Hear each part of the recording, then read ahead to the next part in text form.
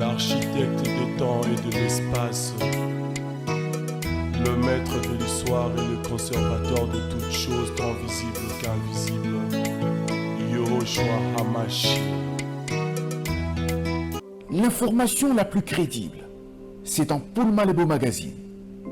Paul Malebo Magazine fait un zoom sur les sénateurs Sangouma Moussai, l'homme aux actions concrètes.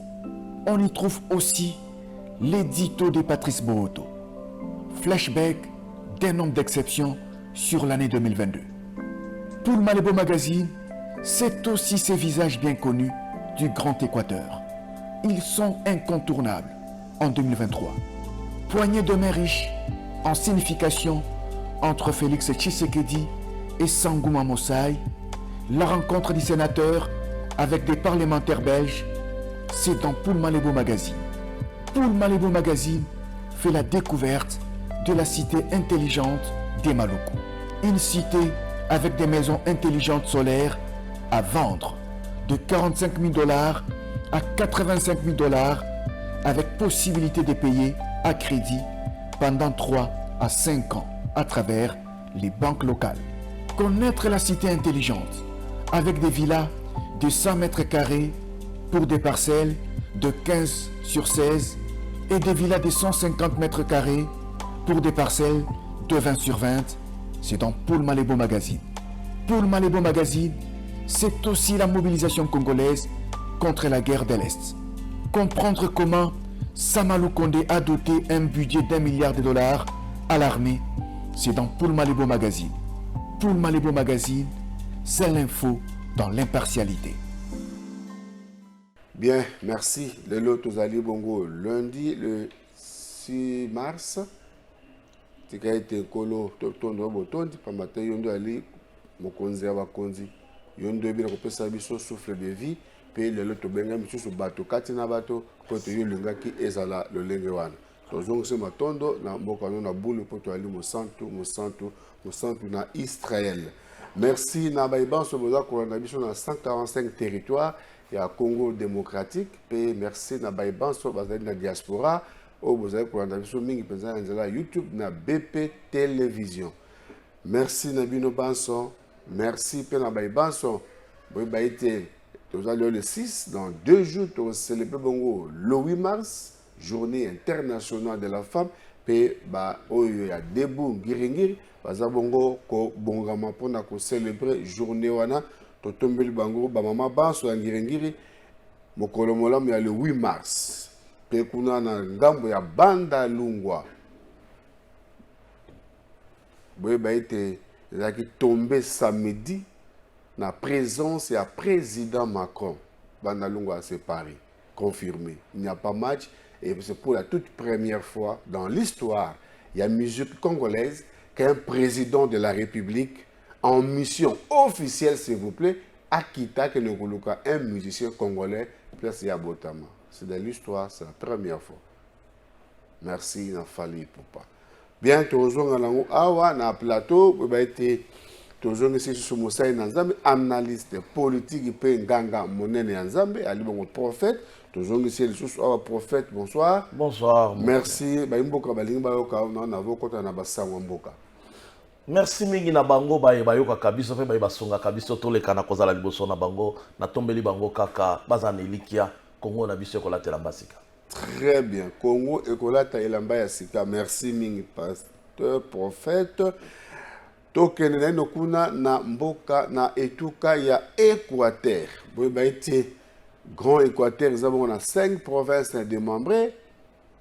Sud, Nord Ubangi, Mongala Petua Pape na Équateur. Bon Équateur, ils ont territoire ya Basankusu et pas wapi mwana mboka honorable député national Sam Bokolombe professeur d'université na droit s'il vous plaît et Sam Bokolombe azalaka DG ya DGI ya impôt grâce na mwana mboka Jean-Pierre Bemba Gombo.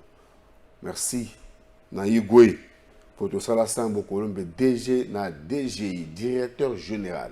Sambo Kolombe, député national 2 fois réélu na kati ya basankusu pe toyebisaki bino awa etando ke pe tokomana mikanda ba journaux ete il y a des honorables et des personnalités au bakozala incontournables dans Grand Équateur.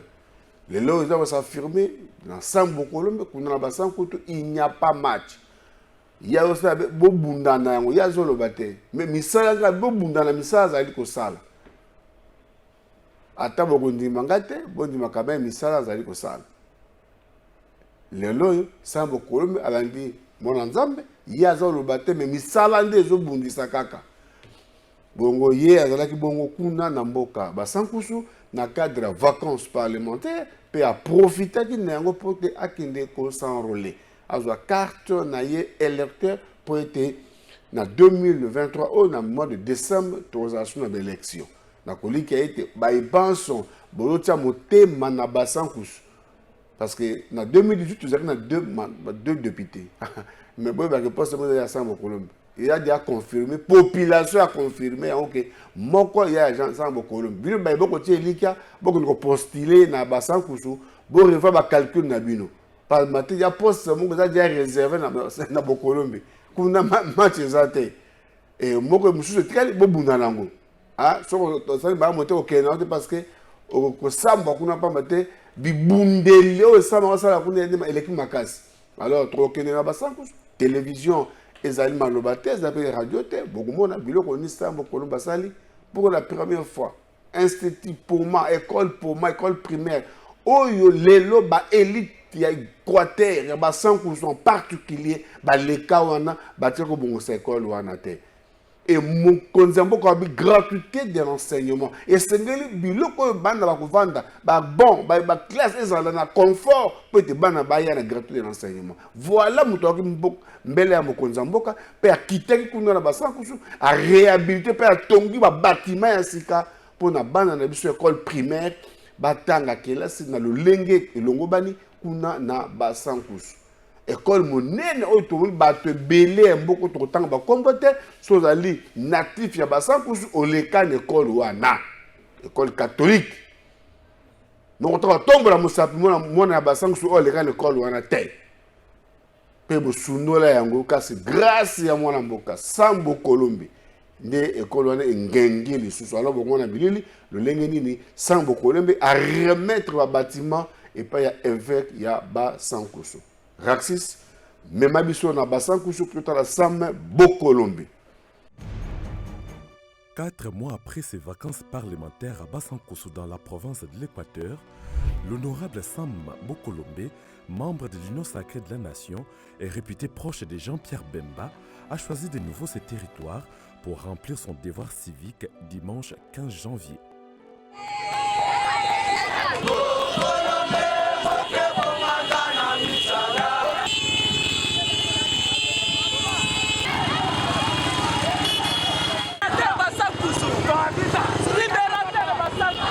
Accompagné d'une foule immense, l'élu de Basankusu s'est présenté au centre d'inscription de Bondeko pour obtenir sa carte d'électeur. L'opération a duré 10 minutes seulement. Sam Bokolombe a profité de ces moments pour sensibiliser la population à s'enrôler massivement. nali kolika te ndenge bayebele koaccompagne ngai bango mpe bakose faire enrôler mpo naza mpe na esengo ke mingi na bango déjà base faire enrôler. Le lundi 16 janvier 2023 restera une date inoubliable pour la population de Basankusu. À travers une grande cérémonie, la Fondation Bokolombe a remis officiellement à l'évêque du diocèse de Basankusu les bâtiments modernes et équipés de l'épée Mpoma en présence des autorités territoriales, éducationnelles, religieuses et de la société civile.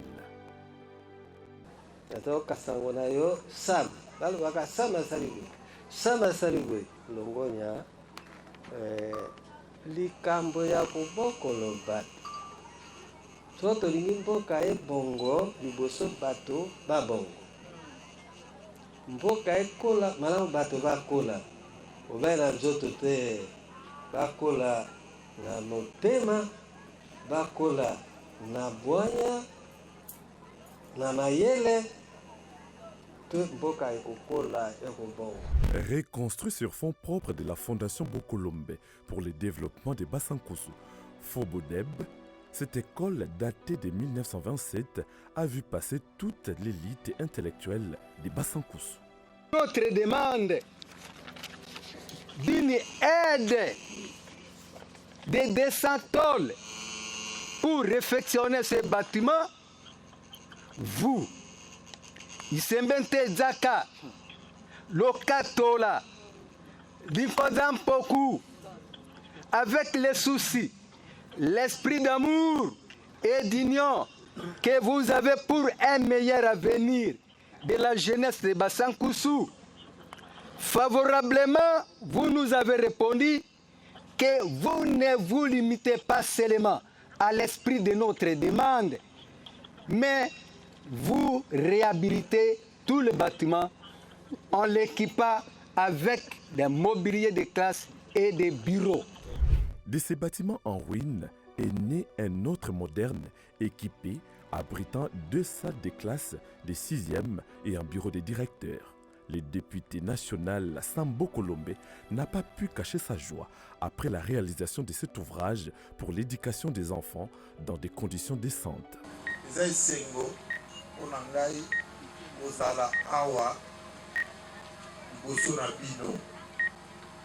Pour la remise du bâtiment Oyoboy. Ndenge bino banso boyebi ngana botami na bazan kusute na koli na bazan kusute na tangi pe awa na bazan kusute nayebi que Poma ezali une institution. C'est une institution mythique. Oyo tosali pe zongisi yango na disposition na bino mpona bana na biso batanga na mwa condition malamu bâtiment eza présentable et puis bavanda pe na babon. Soutenir, partager et aider les autres font partie de la vie du député Sambo Kolombe. Les habitants de Bassankousou palpent chaque jour les actions de cet élu du peuple.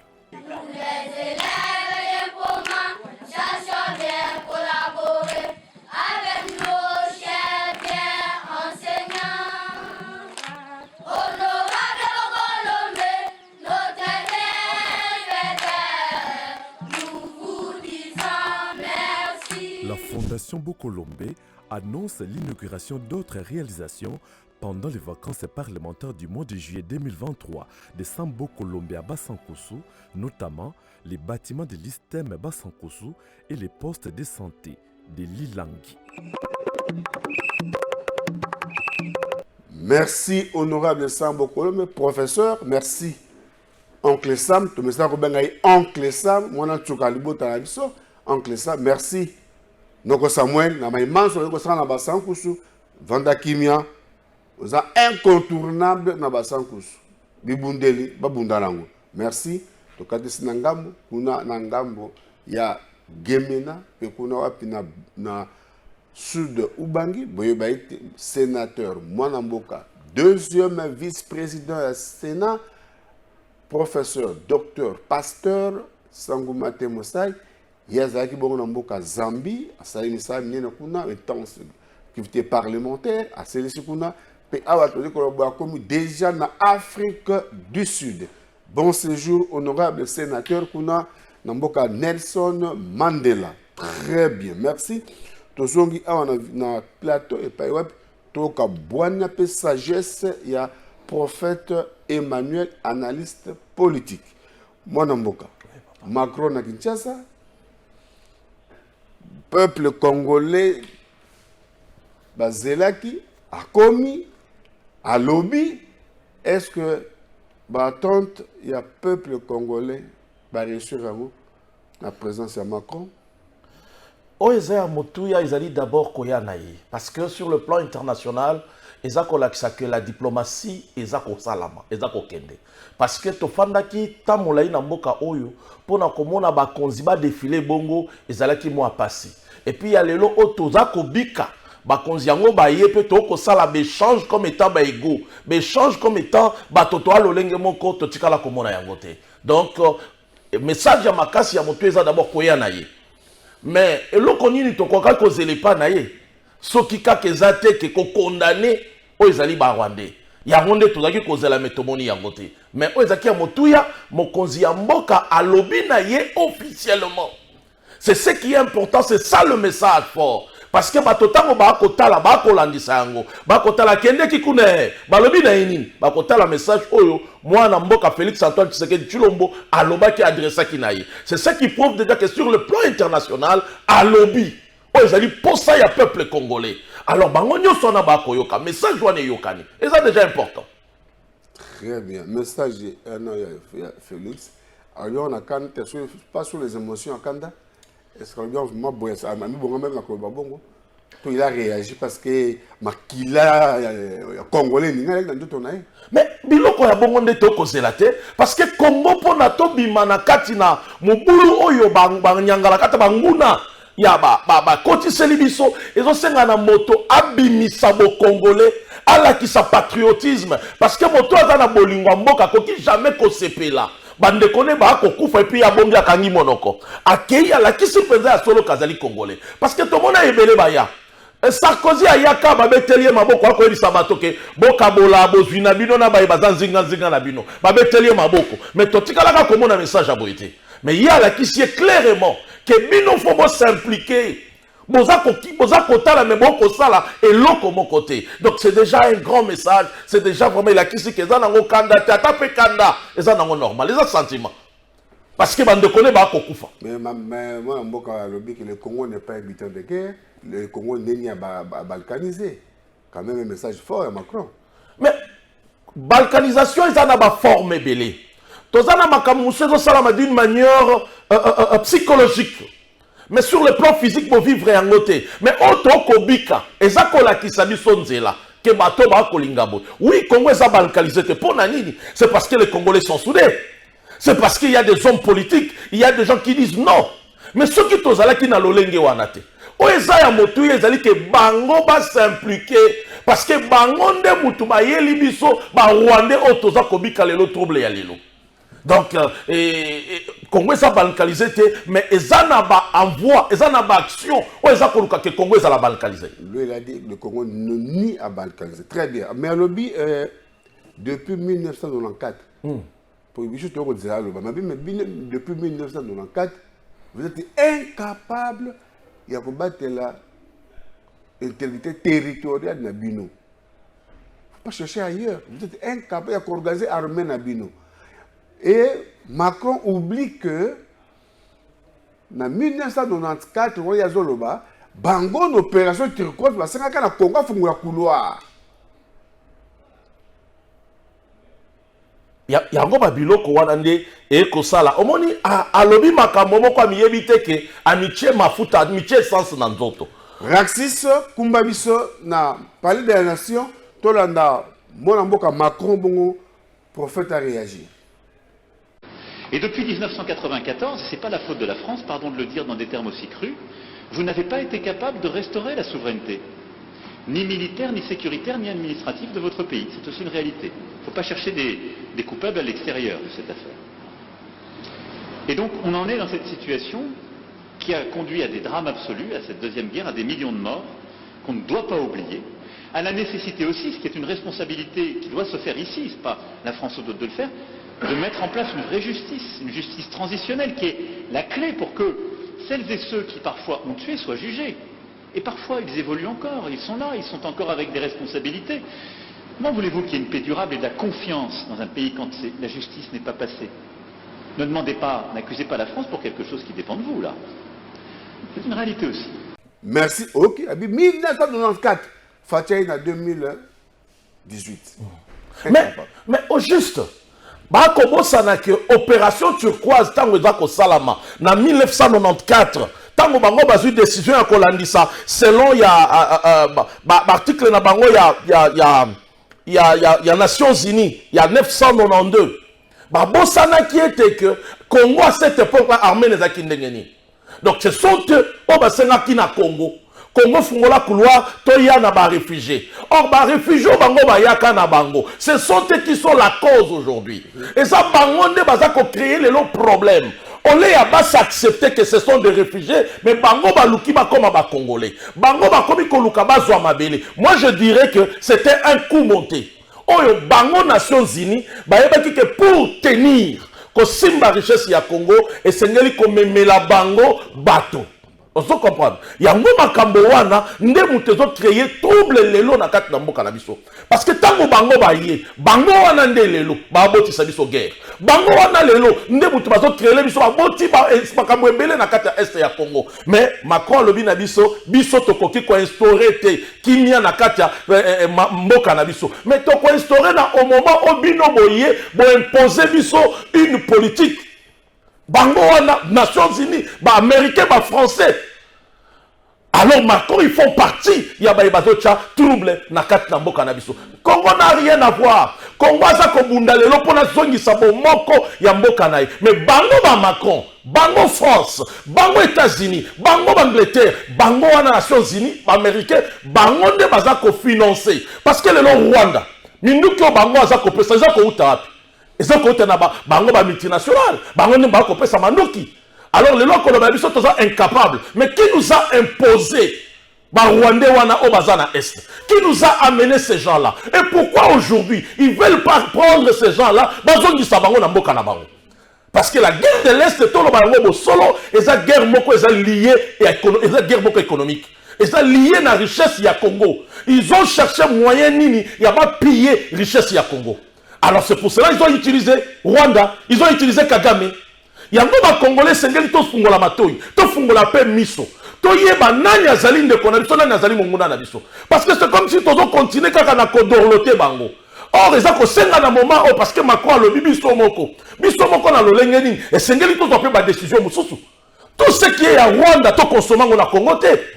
Parce que quand nous consommons tout ce qui vient du Rwanda, nous donnons l'argent à Kagame. Parce que nous savons que tout ce qui est à Rwanda, mingi na yango eza na baboko ya régime Kagame. Donc cela veut dire nous donnons à Kagame de l'argent pour acheter des armes et venir nous tuer.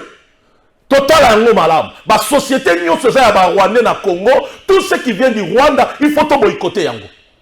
Parce que nous tozo pesa mango na biso moko po ba sombela ka biso minduki ba ya ko boma biso. Or opération turquoise, ce sont eux les Français. Ce sont eux qui nous ont amené ces gens-là, les Nations Unies. Ils ont respecté l'article Nabango pour nous amener des gens qui vont mettre de la guerre du feu dans notre terre. Mais nayebi kelo komoko Congo et kotongama na volonté ya yo nangai. Ce qui tokoza la sima mwana na mboka, mon konzi na biso Félix Antoine Tshisekedi Tshilombo tokoloka. Très bien, mais il y a aussi Babi, tu as dit incapable, mais Babo Stani en 2003, le Congo était sous embargo, il y avait armes. Comment tu remets par là que tu es sous embargo? Mais baza bateau ba yebi elokoni bazaki koluka. La guerre de l'Est c'est la guerre moko économique. Lelo na monde est aux ana o baza kobenga la technologie sur voiture électrique. Tout se fait avec de richesses au niveau na Congo.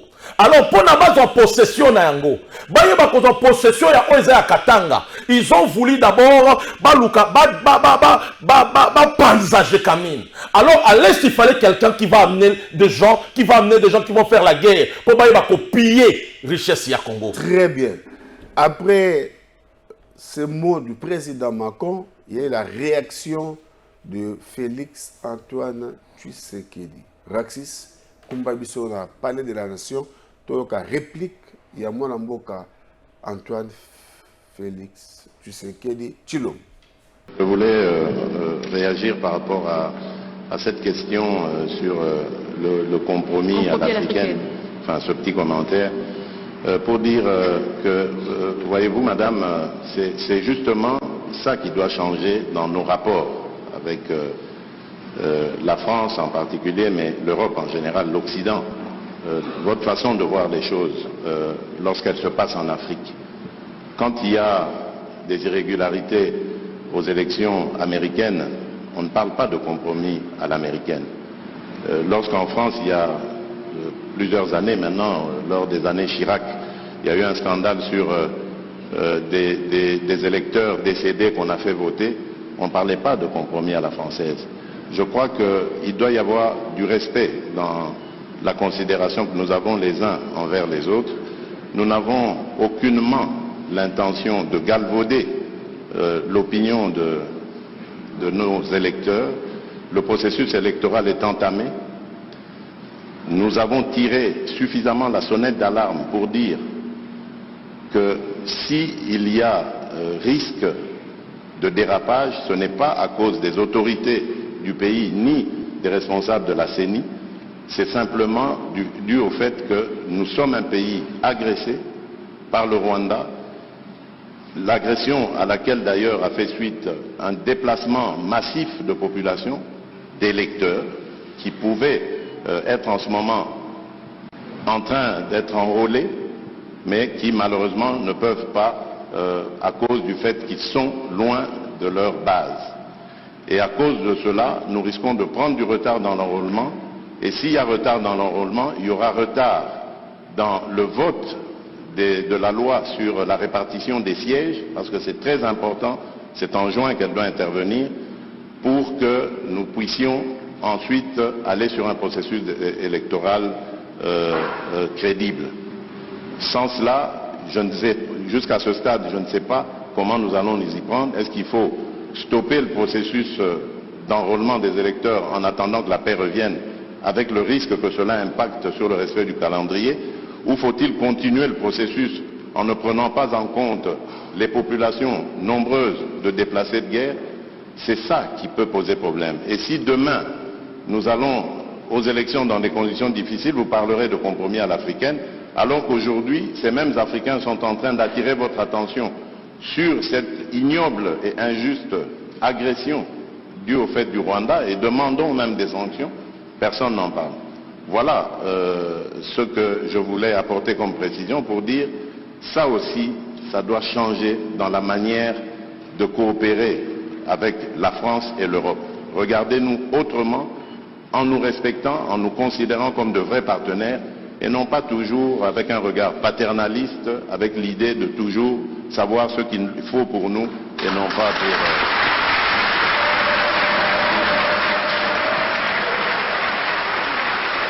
Merci. Ok, réaction. Il y a Mwanamboka Félix, en minute devant, changement, ezala, na respect, considération. Tout le monde a un paternalisme, tout le monde a un vrai partenaire. Votre réaction. Yango wana, alobi message est clair. Tout le monde wana, lo lengo bino boko zuela biso, considération wana. Que bino fobo s'impose à Kalikolo na biso. Tout le monde wana, to zala ba partenaire ya solo. Parce que bango ba kolinga toujours.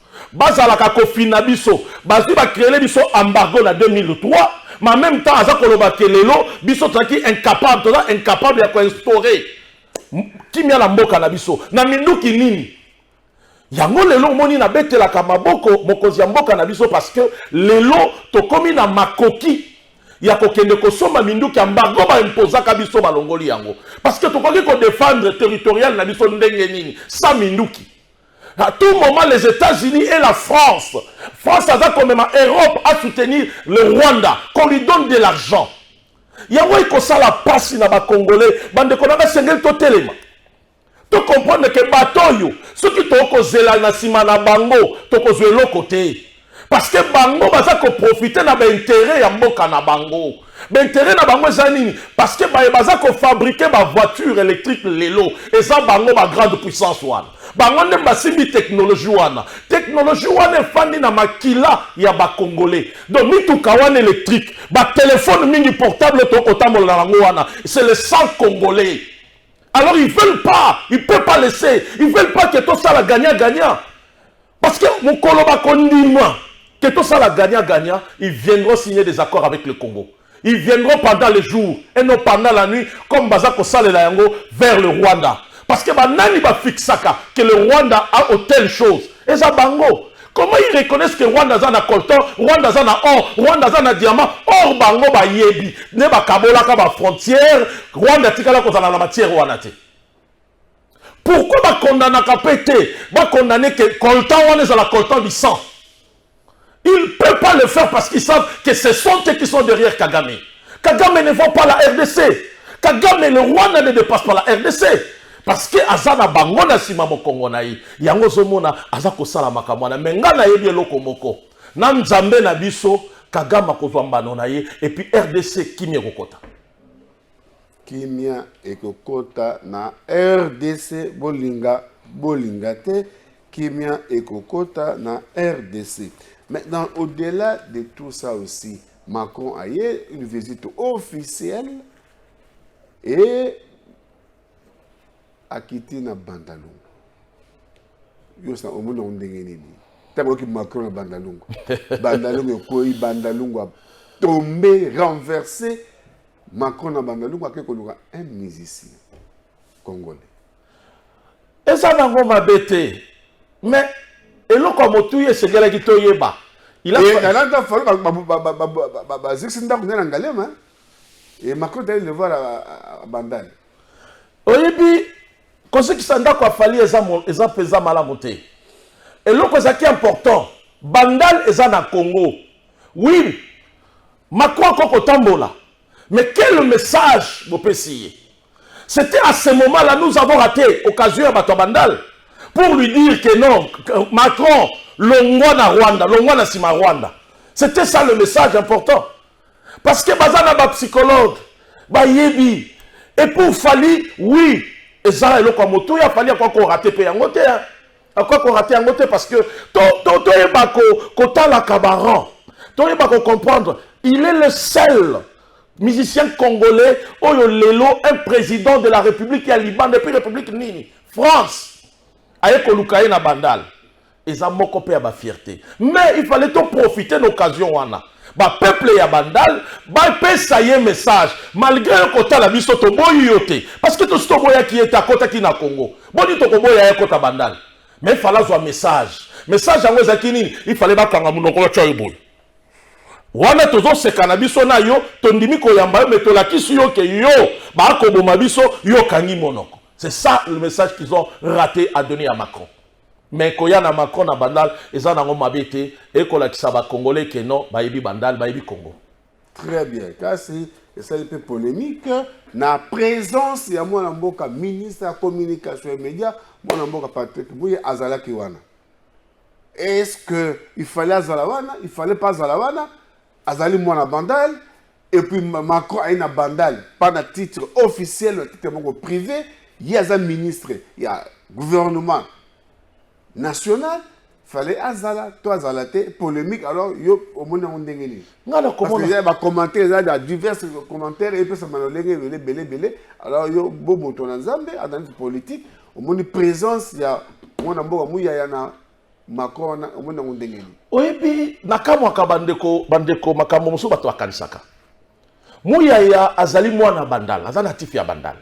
Mouyaya aza ministre, mais en dehors ya ki ministre na ye, casquette politique na ye, azali congolais, eza fief na ye. Eza nango pe mabete, Macron pas a jeune, en dehors ya ki présidence na ye. Donc, boko pe ki saye camarade te, boko pe ki saye li solo na motote, et mabe nango eza wapi. Mais on les a qu'à passer ça que le peuple ya Bandal, tout le peuple ba yakiole, parce que c'est kabana Bandal te.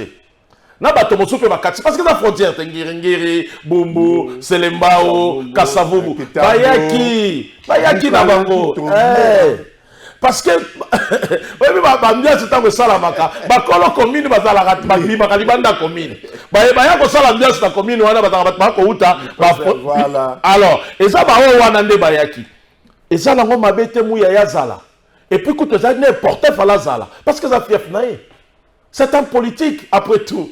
Il faut profiter de l'occasion. Parce que Congo, et c'est pour ça qu'il y a visa au côté. Alors, et l'autre, c'est le message que le peuple devrait lancer maintenant à Macron. Parce que on a parlé de la nation. On a entré dans Mokoziamboka. Mokoziamboka a dit que la d'accord na binoté. Et c'est ce qui dit son peuple na Bandal. Tout la qui sait que tous d'accord na yoté. Pas na finga ye, pas na kobeta ye, to yambi yo parce que oye, mais to tchelo monokoto kangi to l'action que boko bomabiso yo kotala. Parce que baza parmi décideur na Nations Unies, il y a une décision, il y a un article dans bango, il y a 929 pour que Batoba Kota, l'opération turquoise, il y a na RDC. Ils savent. Ayebi lelo que guerre na biso ya Est et Zabande ko na biso to yambaki. Ils sont venus avec des armes, avec le banc.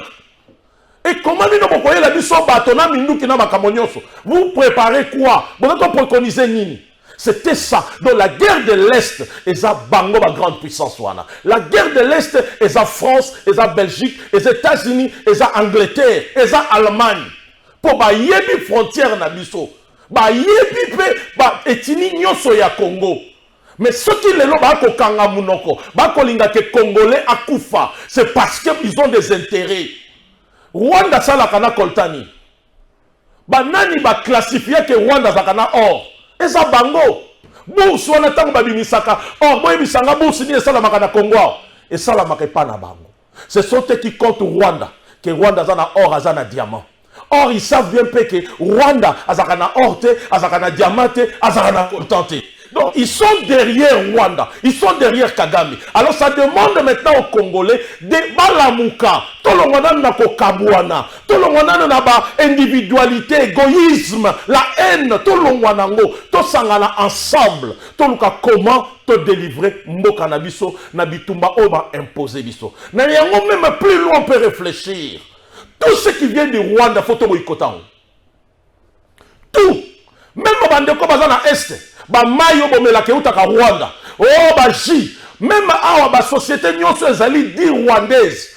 Il faut tout boycotter yango. Comment on va donner de l'argent à quelqu'un qui nous fait la guerre?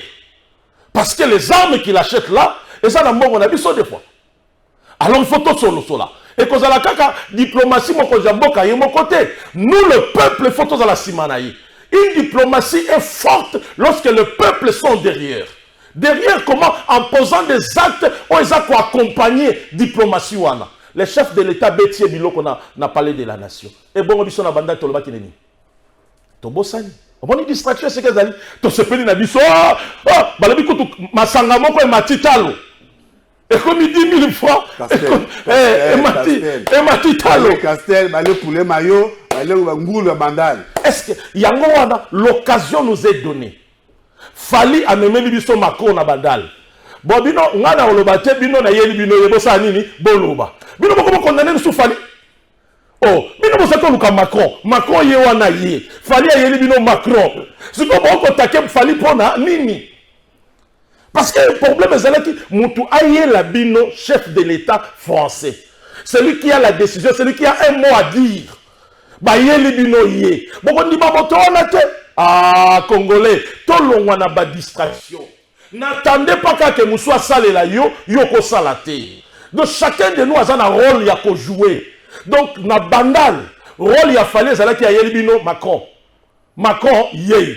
Rôle ya biso peuple. Et zala ki to yebisa Macron. Ton nimio parce que comme on a vu sur la bandale. Ton lingio congolais zaka peuple hospitalier. Mais tala yamba biloko joie. Et ça déjà un message l'équipe. Mais tant que nous avons combina, bozu soso botomboli, bozu castel botomboli, akoba nomoni, ba congolais ba na problème te. Makambo Félix alobina kuna, et ça yango yango te. Donc c'est ça le rêve. Et nous sommes dans un complexe sango na banani, ba kambi ya politique. Bazako ko éduquer bato malamu te, ba ko la kisa bato politique ya solo te. Bakola qui sabatou la haine au lieu de la vérité. Bato bakola plus ma positionnement politique na bango. Balingi kaka ba poste, balingi kaka ba oh mboke za na bitumba. Au moment où on a été en colère, non, c'est Félix qui a encadré ceci, c'est Félix qui a fait cela. Mais qu'est-ce que le Congo gagne dans tout ça? Très bien, mon amboka, prophète Emmanuel. Alors, Toko Minasuka, télévision Zalipetango. Ba élection kuna ba remettre au contenu c'est contenu kasi ba déplacer oyo ba basé belé France a bien repéré 34 millions d'euros pour na ba déplacer ya Goma et consort kasi papa en élection ba on a ba s'enrôler avec l'insécurité za kuna donc mon compte abe la gimbela est-ce que l'élection vous a été vous alaté yo moni bon Mwana mboka nakotala makambo ndenge eko kende. Président de la République a une volonté ya élection salam. Et puis élection ko salama. Mais akola ki sabanje za tout autour. Bino mo kangambwa na bino. Pour na pe ba bazaku na ba congolais. Ba na besoin ya élection. Ba na besoin enrôlement. Parce qu'enrôlement auto ko sala et ko permettre biso to que le lobby to zo ba carte d'identité. Ce que tango bino boko boya côté wana, boko luka ko chakimiate. To moni Ukraine awa, ils se sont sensibilisés. L'Europe, que ce soit les autres, ils ont mis de l'argent, des milliards. Lui, il nous amène 30 quelques millions. Ça va apporter quoi au Congo? Et on va apporter nini? Oh, ils ont un problème, ils ont base de décision qu'ils condamnent Kagame. C'est ça le problème. Pas condamner Kagame. Macron n'a pas condamné Kagame. C'est le même discours. Oh, secrétaire des Nations Unies à Kanango. Ils n'ont pas condamné. Mais ils amènent toujours au dialogue. Pourquoi dans le dialogue? Parce qu'ils veulent toujours couloir Mokwezala pour copier les richesses nabiso. Congolais ceux qui ont télématé, au cause de la Macron, au cause de la président américain et cause de la passe. Biso moko to télématé la décision en boka nabiso. Très bien. Biso moko to télématé la décision ya mboka nabiso peut le bara tango nyoso nanya koki kolinga Congo. To le Congo ça il a biso. Voilà, le moment yango au biso banso ba imboka ba iba congolais to telema to bunda po ete to bengana monguna libanda ba eto ko tia motema to ko zali bungu tulu mais makasi na biso moko en étant unis to tikira ba divergence politique to tikira ma maso to ba monoko moko biso banso to kangi monoko to tio bilego po ete mboka na biso to longwa na bitumba. Merci to komi na suka prophète. Merci na bonne pe o participation na boye ya Macron. Merci. Ba mboka balandi malu ba suka 30 secondes o sa population no so mingi na bana ngirengire bana funa. Na kosenga na bandeko na biso ya Congo nyonso pe na bana ya ngirengiri to sangana. To za la consensueux. Omoni distraction kotaki na bandal parce que bato bazaki consensueux te. Oui, to yambi mopaya, to beteli maboko meto yebisi message te. Kaka message au mokonzi mboka lobake. Oh, mokonzi mboka ye moko tenda kolonga. Et sengeli biso nyonso ba congolais to sangana na simana ye. Ba politicien nyonso que ça soit l'opposition, que ça soit le pouvoir. Biso nyonso to za na langage moko poto ba ko bouter dehors bangona na biso. Yangwana message na ko senga na bandeko nyonso to za la lisanga parce que le Congo a besoin de nous. Sans le Congo biso na bino to zate. Ce qui nous a permettre biso to botama na Congo to za la ba congolais ya motu ya to kotike la bana na biso eza Congo po mbongo ba démonétiser kango mbongo elekaka mais mabele na biso oyo ya ngonde bana ya bana na biso ba kozala to kotike la bango ndengeni ya etendi pour ceux qui bazui déjà ndabo c'est que ba kozwa pe o mususu donc to la muka to za la consensueux to za la ba patriote to kanga maté na sima ya ba tendance politique ya ba leader politique to kanga mande na sima ya Congo na banza to kotonga Congo na biso ekokende liboso pe kolatela mbasika. Très bien, merci. Merci mon frère Patrice. Lobby, dans 8h30, rediffusion. Puis tout ça, l'édition Moussouasika, vendredi. Ce que nous avons mis à battre les super PC, super manabomoi. Boutique à l'Ankolo. Merci. Merci. L'architecte des temps et de l'espace, le maître de l'histoire et le conservateur de toutes choses, tant visibles qu'invisibles, Yahushua Hamashiach.